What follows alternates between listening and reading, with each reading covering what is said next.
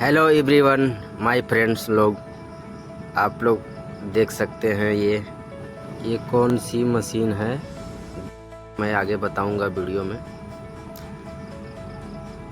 ये देखिए 220 कोबाल्को का है ड्रिल मशीन, जिसको आप लोग बोरिंग मशीन भी कहते होंगे।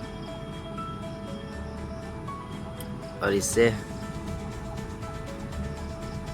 ब्लास्टिंग में उपयोग लाया जाता है। इसको हॉल मार के इसमें बारूद वगैरह भर के फिर उड़ाते हैं।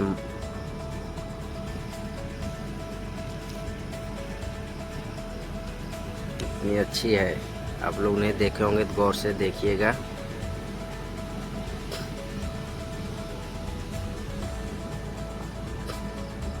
ये देखिए टाटा हिटेची का है, ये सुपर 200 है ये।